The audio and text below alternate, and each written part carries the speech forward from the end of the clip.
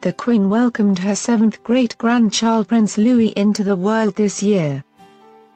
Her Majesty also recently revealed a heartwarming picture of her and Prince Philip with their great-grandchildren, with Princess Charlotte seated on her knee.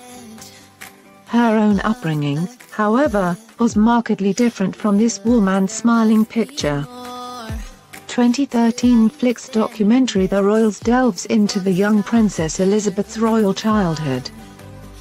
Attitudes towards children were beginning to change at the time, but, within the palace, royal protocol was still strictly adhered to. She did have a strange childhood, says royal author Philip Dampier. Not strange by royal standards, but by today's standard it was very, very odd. The young Princess Elizabeth was homeschooled by a governess. In contrast to Princess Charlotte, who started nursery school this year.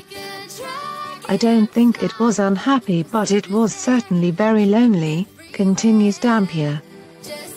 She didn't really have any friends, because she didn't go to school. The only people she really saw to play with were her cousins. Princess Elizabeth was quite lonely, agrees royal editor Ingrid Swood. Until her sister Margaret Rose came along. Princess Margaret was born in 1930 when the Queen was 4 years old. However, the royal sisters were bound by tradition and could not make friends in the way others their age could. They made friends from their stuffed animals. They didn't really play with other children. She had her sister as her friend and she had her toy horses, says Swood. She adds, Princess Margaret remembers going in the park and seeing other children and thinking, oh how exciting their lives must be, and we can't even talk to them.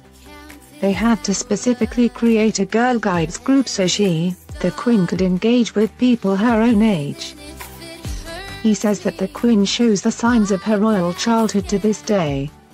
Continues historian Rafe Riedel-Mancu. In many respects it accounts for her personality, he continues, her relative aloofness and reserved nature with those not in her family.